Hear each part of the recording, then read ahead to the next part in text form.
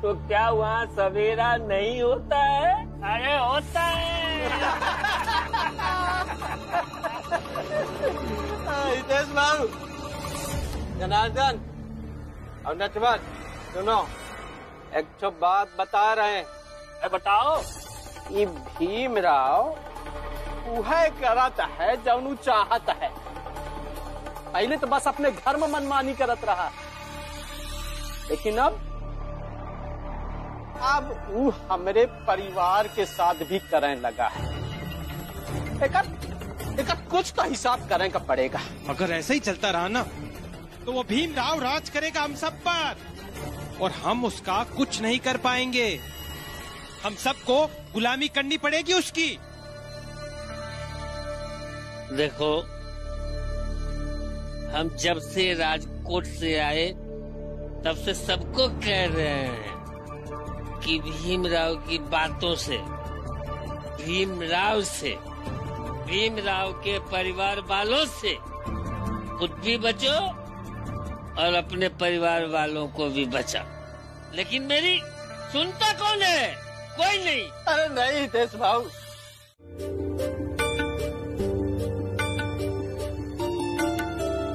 उठिए सब लोग, चाय पी लीजिए।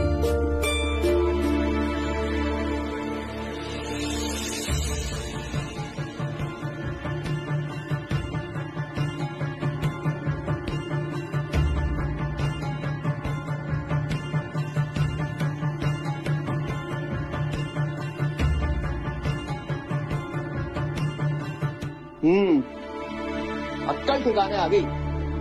रात भर में समझ आ गया कि पति क्या होता है। अब चाय पियो और घर चलो।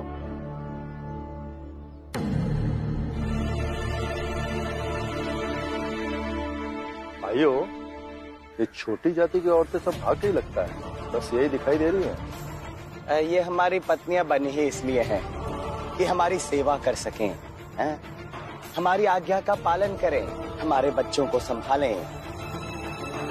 इसलिए नहीं कि हमारा विरोध करें, क्रांति करें और ये धरना करें। पी लीजिए, आराम से पीजिए, क्योंकि ये ना हमारे हाथों की आखिरी चाय है। और हम जा रहे हैं। कहाँ? हमेशा हमेशा के लिए अपने मायके जा रहे हैं।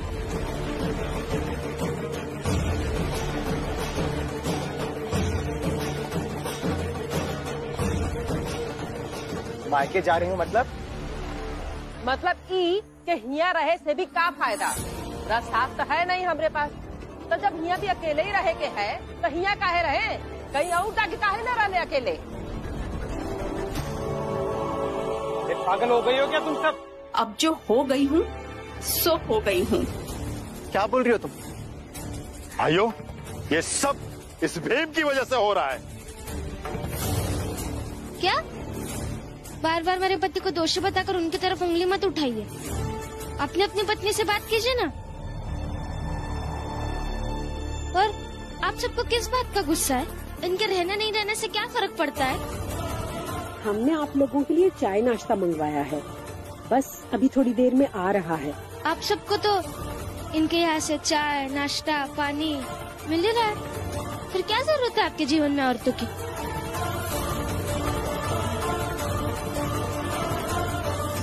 हाँ तो चलिए, हम सब जने अपने अपने मायके चलत है। ज्यादा से ज्यादा मायके में नौकरानी की तरह न जिए के पड़ी, तो हिया कौन सा महारानी की तरह जी रहे ससुराल में? हिया तो नौकरानी की जिंदगी जी रहे। जैसे हिया नौकरानी वैसे अपने मायके में नौकरानी। क्या दिक्कत है? ऐसा कैसे कर सकते हैं? समाज कुछ भी कर सकता है। सही कहा आपने, समाज कुछ भी कर सकता है, और इसीलिए ये औरतें जो कर रही हैं वो समाज के लिए, समाज में बदलाव लाने के लिए ही कर रही है, इसलिए वो भी सही है। अभी के अभी फैसला करो, सरला को मुआवजा दोगे या समाज से बाहर जाओगे?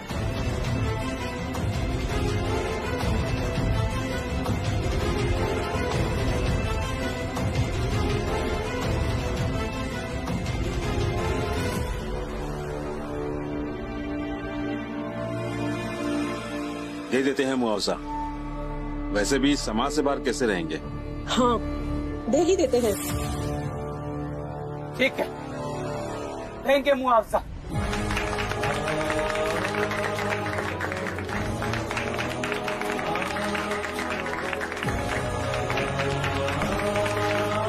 ए सरला, तू यहीं रुक, तेरा मुआवजा हम लेकर आते हैं। चलो जी।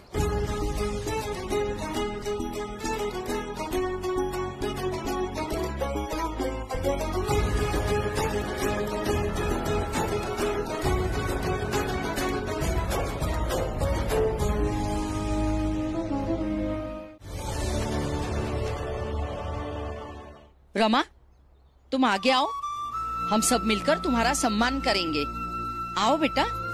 चलिए अम्मा, रमा ने ऐसा कौन सा काम किया है कि आप लोग उसका सम्मान कर रहे हो? हमें भी बताओ, हम लोग आज ही गांव से आए हैं। हाँ, मैं भी अभी मायके से आई हूँ। मुझे भी बताओ, ऐसा कौन सा काम किया है रमा ने? बहुत बड़ा काम की है रमा, औरतों के हक के लड़ाई जीत के आई है। अरे बाकी बातें बाद में करेंगे, पहले रमा का सम्मान करते हैं। बता। सच में तुमने बहुत बड़ा काम किया है। आगे जाओ, जाओ। आओ आओ।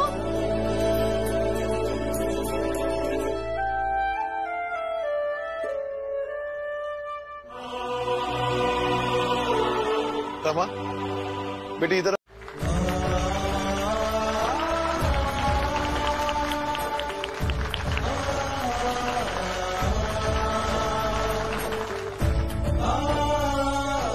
लो बेटा, मुंह मीठा करो।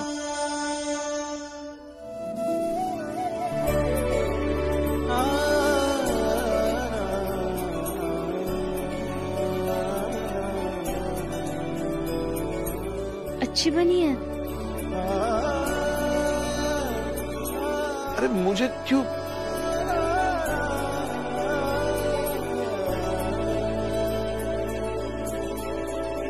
अरे बस बस। पापा, मैंने अपनी सास को कभी देखा नहीं है, मगर आपको देख के ऐसा लगता है कि मेरी सास भी आपकी जैसे ही अच्छी होगी।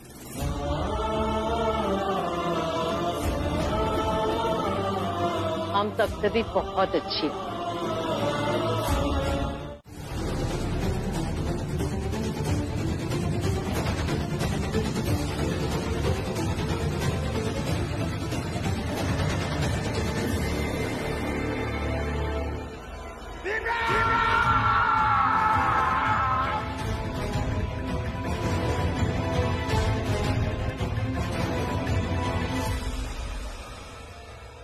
बालक की पत्नी का अभी तक पता नहीं चला। मैंने बालक से पूछा तो उसने कोई जवाब नहीं दिया। मैं भी शाम को बाला भैया के मोहल्ले में गई थी, तो वहाँ के लोगों ने कहा कि बाला भैया तो आते जाते रहता है, मगर दीदी का पता नहीं। लेकिन रमा, पता तो चलना चाहिए ना कि बाला की पत्नी कहाँ है। वाह वाह दामाद जी। बेटे की पत्नी गायब है तो आपको इतनी चिंता हो रही है, और खुद की पत्नी गायब है तो इसकी कोई चिंता नहीं है आपको? उसकी खबर ले नहीं रहे आप। हाँ तो क्या करे, जीजाबाई की जिम्मेदारी आपने ली है ना, तो आप ही चिंता करो, हम क्यों चिंता करें? मेरा वो मुझे बताया भी कर चली गई, तो मैं उसकी फिक्र क्यों करूं? लक्ष्मी बेटा, एक काम करना, तुम कोकण चली जाना, आनंद से मिलकर आना। बहुत दिन हो गए, उसकी कोई खबर बात नहीं। और हाँ, उससे कहना अगर उसकी तबीयत ठीक हो गई है तो 2-4 दिन के लिए यहाँ आकर जाए। ठीक है बाबा, मैं कल ही कोकण चली जाऊंगी। भीम, भीम, जल्दी बाहर आओ।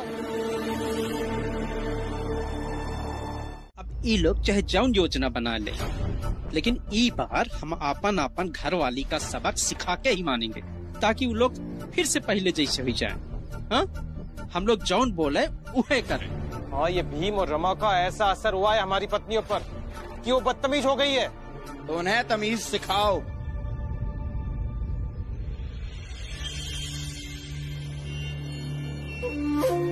तुम सबको अपने मर्द होने का एहसास हो गया है ना?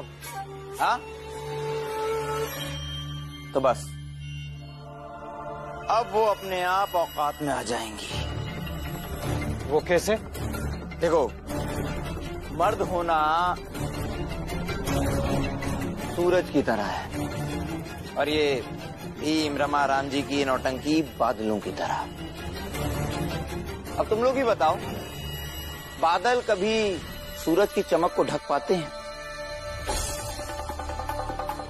देखो, मालिक ने कितनी अच्छी तरह से समझाया और सब समझ भी गए, है कि नहीं? बस ऐसे ही मर्दों की तरह अपने पत्नियों को काबू में रखो, क्योंकि जीत हमेशा मर्दों की होनी चाहिए, है ना मालिक? बिल्कुल।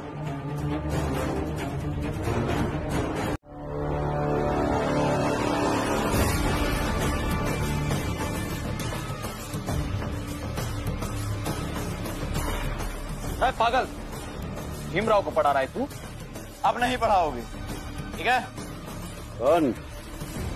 अब तो खून सिर्फ तेरे हाथ से निकला है, बाद में पूरे शरीर से खून ही खून निकलेगा, समझा?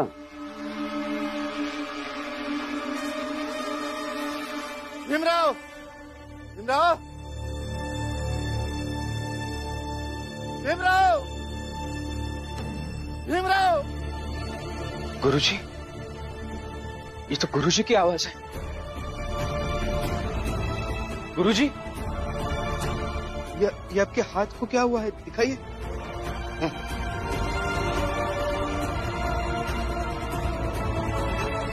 तुम कॉपी किताब निकालो, पढ़ाई करो। क्या? हाँ, पढ़ाई करूंगा गुरुजी, लेकिन पहले बताइए तो सही, ये लगा कैसे? आप घायल हैं, आप ऐसा क्यों कह रहे हैं? देखो, गुरु की आज्ञा की अवहेलना नहीं होनी चाहिए। निकालो कॉपी पेंसिल, निकालो, पढ़ाई शुरू करो। हाँ।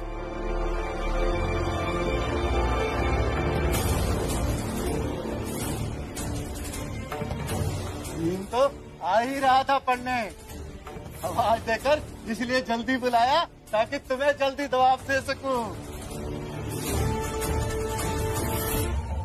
खूब जानता हूँ तुम्हारे बारे में, खूब सुना है मैंने भीम को खुद डराया धमकाया, लेकिन भीम पर कोई फर्क नहीं पड़ा। जब मेरे शिष्य पर कोई फर्क नहीं पड़ा तो गुरु पर कैसे पड़ेगा? तुम निकालो, निकालो कॉपी किताब, लिखो, लिखो। समाज की सबसे बड़ी धरोहर है उसमें रहने वाले लोगों का सभ्य होना। जिस समाज में सभ्य लोग नहीं रहते ना, उसका पतन निश्चित है। क्या कहा? हम सभ्य नहीं हैं? हाँ पगले? तो आज ये सारे असभ्य लोग ये बात बोलते हैं कि अगर तूने भीमराव को पढ़ाना बंद नहीं किया तो तुझे जात से बाहर कर देंगे, समझा? तुमने जो करना है कर लो। तुझे शायद मतलब समझ में नहीं आया ना। मतलब ये कि अगर तू पैसे लेकर ये भजिया खाने भी निकला ना, तो ना तो तुझे भजिया मिलेगा और ना ही भीख, समझा?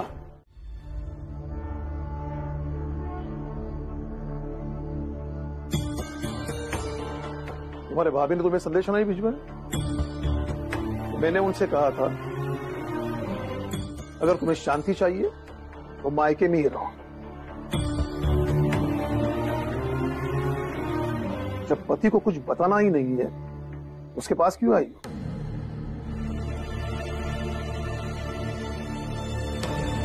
ईसा भाई, मैं तुमसे कुछ पूछ रहा हूं, जवाब दो। कब से बोले जा रहा हूं, तुम सुने जा रही हो? बेवकूफ नहीं हूं मैं, मेरे सवाल का जवाब दो।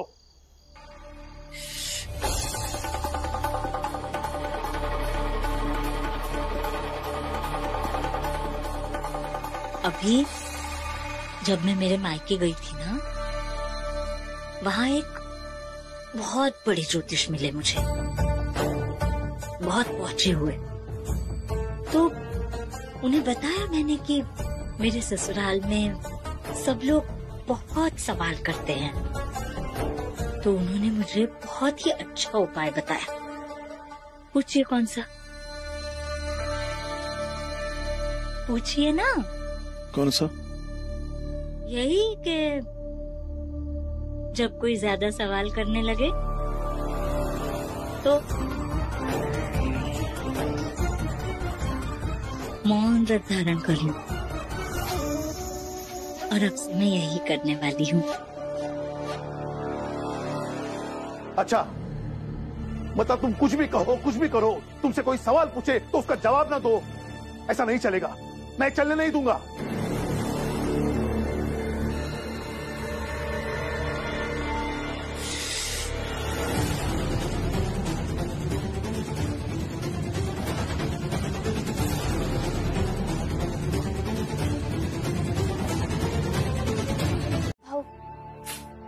आपके पास कुछ काम है क्या? नहीं, कोई काम नहीं है। रमा भाई, कितने निर्दयी लोग हैं। कोई बात नहीं, मैं देता हूं तुम्हें काम रमा भाई। अरे भूल गई क्या? तुम्हारे पति को भी काम दिया था ना। एहसान भूल जाते हैं ये। अच्छा चलो ठीक है, जितना ये व्यक्ति आज के काम का पैसा तुम्हें देता, उससे दुगना पैसा दूंगा मैं तुम्हें। सिर्फ आज का काम है, बोलो करोगी? पता है रमा, मैंने उनसे कहा था कि जब अगली बार कोकण आऊंगी तो महीने भर की दवा, फल फूल सबका खर्चा लेकर के आऊंगी। लेकिन देखो ना, इन 2 महीनों में ढंग से 10 दिन के भी पैसे नहीं जोड़ पाई। कोई बात नहीं दीदी, आप इन पैसों को तो लेकर जाइए, कुछ ना कुछ तो होगा ही। रमा, हम गरीब लोग हैं, हमारे पास सिर्फ एक उम्मीद होती है कि कुछ ना कुछ हो जाएगा। और ज्यादातर हमारा जीवन इसी अभाव में बीतता है, और फिर यही अभाव हमारी आदत बन जाती है। मुझे पता था ये मेरे यहाँ काम नहीं करेगी, क्योंकि घमंडी है ये। हाँ, लेकिन जब भाषण देना होता है तब बोलेगी कि सारा काम एक जैसा होता है, कोई भी काम बड़ा कोई भी काम छोटा नहीं होता। लेकिन जब काम करने का मौका आता है तब ये पलट जाती है। ये कुछ नहीं हो सकता, तुम लोग गरीब पे गरीब ही रहोगे। मत करो काम। मुझे क्या है, मुझे तो दूसरा मजदूर मिल जाएगा। चलो मैं करूंगी काम। क्या काम है और कहाँ करना है बता दीजिए।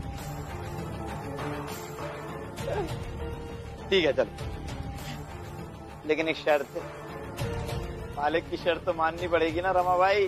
हाँ, शर्त बताइए। बस यही शर्त है कि अपने पति भीमराव को भी साथ में लाना। अरे घबराओ मत, उसे भी दुगना पैसा दूंगा, ठीक है? चलो। क्या दुगना पैसा? हाँ। आप 10 गुना भी पैसा देंगे ना, तो भी मैं अपने पति को लेकर आपके यहाँ काम करने नहीं आऊंगी। और मुझे पता है कि आपको हम दोनों से काम नहीं करना, बल्कि मेरे पति की बेइज्जती कर। नहीं करना मुझे आपके यहाँ काम। जाइए। मैं तैयार हूँ।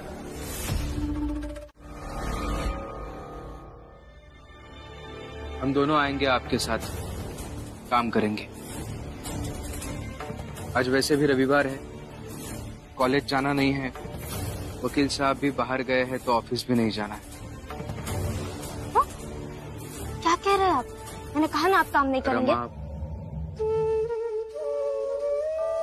तुम्हारा जो कारण है इनके यहाँ काम करने का, मेरा भी वही कारण है। मैंने तुम्हारी और भाभी की बात सुन ली थी। इसी बात की तो लड़ाई लड़ रहे हैं ताकि हम भी इस अभाव से बाहर निकल सके।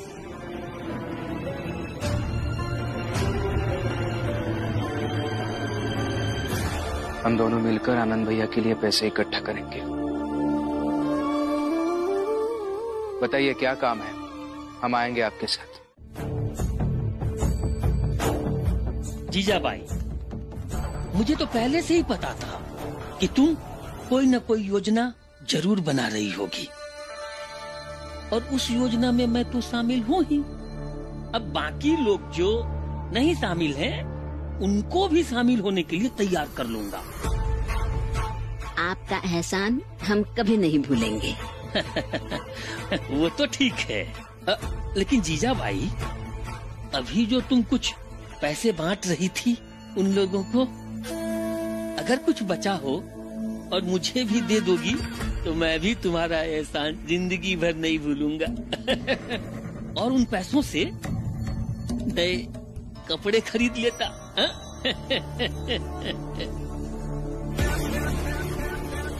हितेश भाऊ, आप तो हमेशा से हमारे समर्थक रहे हैं, आपको कैसे वंचित रख सकते हैं? लीजिए, नए कपड़े खरीद लीजिए।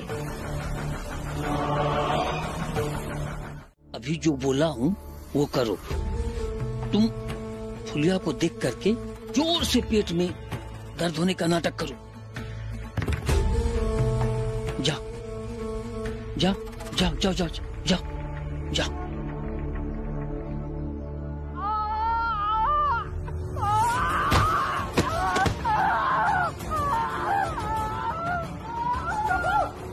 अरे जोकू, क्या हो गया? अरे जोकू, क्या हो गया?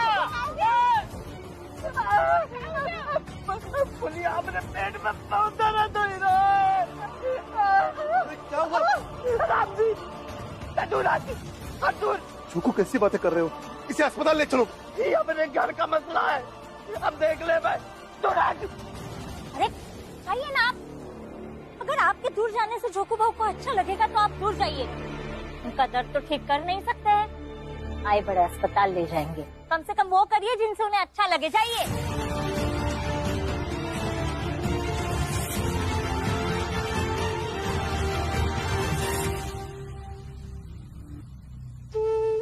भैया, जब से जीजाबाई मैके से आई है, उसके रंग ढंग कुछ बदल से गए हैं। आप उसकी बातों से बुरा मत मानिए। अब यहाँ देखो, सब अतिथि आए हुए हैं और तुम पैसे पैसे पैसे। अरे दे दूंगा पैसे, मैं भी नहीं चाहता कि तुम दोनों का साया भी यहाँ पड़े।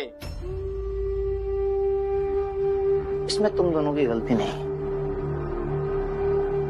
छोटी जात के हो ना, नहीं जानते दूसरों की खुशियों में खुश कैसे होते हैं। सही है आपकी बात। मैंने भी किताबों में यही पढ़ा है कि हमेशा दूसरों की खुशी में हमें भी खुश होना चाहिए। आपके घर ये कार्यक्रम है, ये कर लीजिए, पैसे बाद में दे दीजिए। बहुत खूब, हो खुश। चलो बैठ जाओ। नरोत्तम, ऐसी शुभ घड़ी पर क्यों इन मनुष्यों के मुंह लग रहे हो? तो आओ।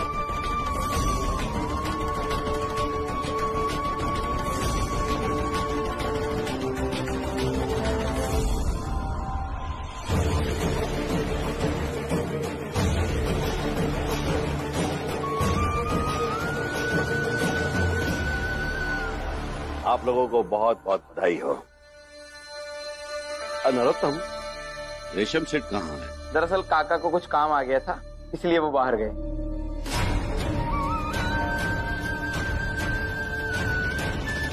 और आप सब लोग खड़े क्यों आए हो? बैठ जाइए। बैठिए बैठिए, सब बैठिए, आइए। ये हर्षोल्लास का समय है।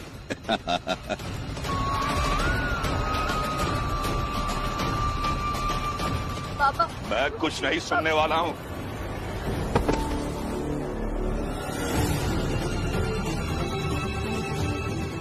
उधर ससुराल में आपकी बेटी अपने पति को खा गई, देवर पर डोरे डाल रही है, और यहाँ खुद शादी की सालगिरह मना रहे हैं।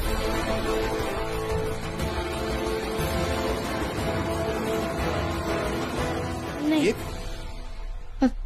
अब मत चाहिए।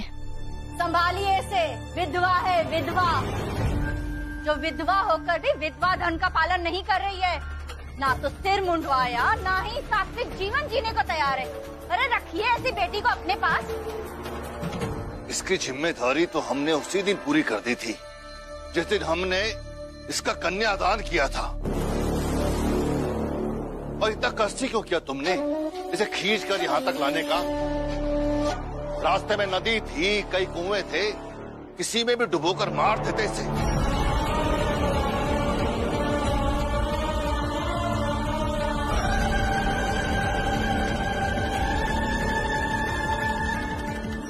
मुझे मरना नहीं है, मुझे जीना है। हम भी सुनना चाहते हैं कि आखिर इसके दिल में क्या है। हाँ बोलो, क्या बोलना चाहते हो तुम? देखिए मुझे बस इतना लगता है। रुको रुको रुको, थोड़ा सब्र करो। वो क्या है, मैं थोड़ा ऊंचा सुनता हूँ। जब तुम्हारे पास आ जाऊंगा ना तब सुनाना।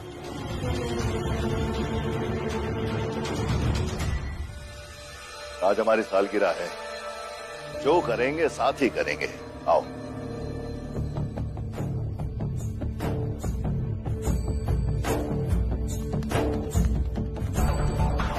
हाँ अब बोलो, कहना क्या चाहते हो तुम?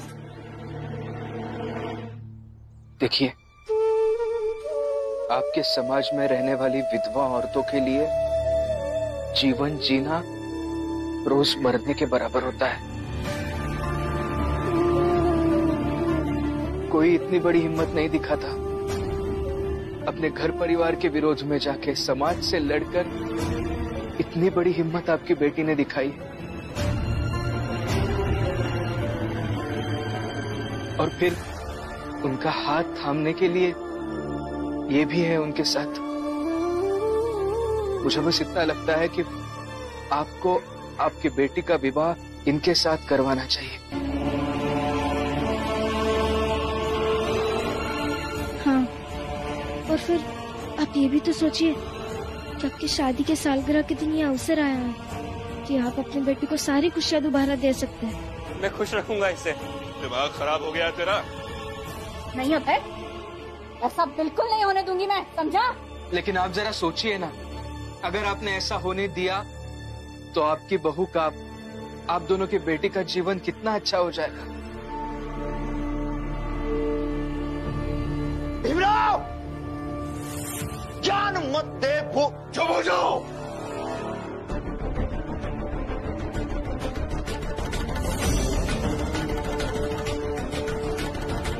बात कान खोलकर सुन लो, तुम उनके बीच नहीं जाओगे, वो उनके घर का मसला है। देखिए बाबा, मैं आपकी चिंता समझता हूँ, लेकिन नरोत्तम जोशी की बहन निर्मला। सिर्फ नरोत्तम जोशी की बहन क्यों? सुरेश, महेश, रमेश, नेहा, पूजा, इन सबके रिश्तेदारों में भी कोई ना कोई विधवा होगी। आप एक काम कीजिए, उन सबके लिए जाइए।